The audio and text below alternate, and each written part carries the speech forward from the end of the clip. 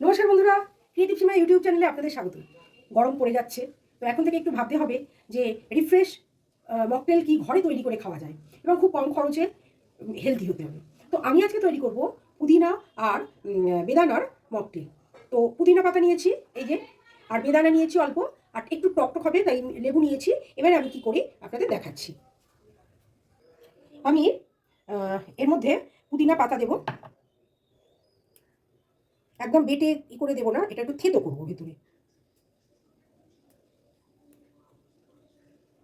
আচ্ছা, লেবু টুকরো দেবো আমি, দুটো টুকরো দিলাম, জলটা যেহেতু বেশি যাবে।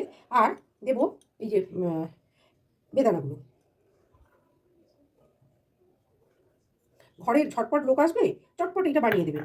আর আমি দেবো এর মধ্যে বরফের কুঁচো। আমার আইস কিউব শেষ হয়ে গেছে, আমি বাটিতে জমিয়েছিলাম সেই বরফের কুঁচো।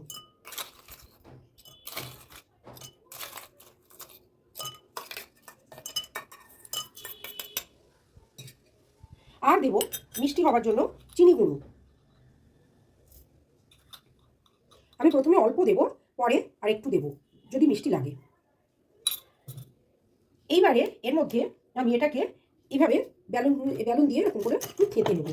তাহলে কি হবে, এই যে এগুলো লেবুটাও একটুখানি হালকা হালকা ফ্লেভার বেরোবে, পুদিনাটারও বেরোবে।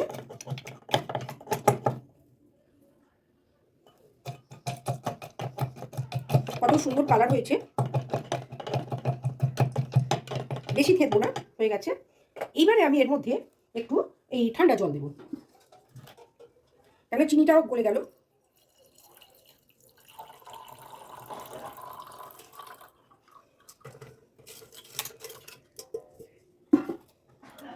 এইবার আমি যেটা দেবো সোডা ওয়াটার। আপনারা স্প্রাইটও দিতে পারেন, আমার ঘরে থাকা সোডা ওয়াটার দিয়ে দিলাম।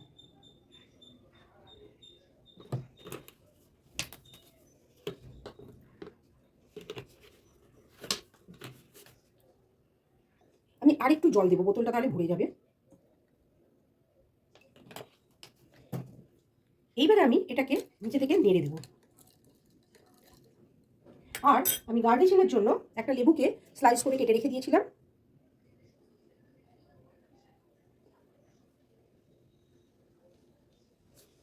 ব্যাস তৈরি হয়ে গেল, পুদিনা পাতা দিয়ে গার্নিশ করে দিলাম।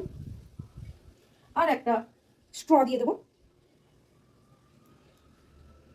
ব্যাস তৈরি হয়ে গেল আমার ঘরে থাকা জিনিস দিয়ে মকটেল।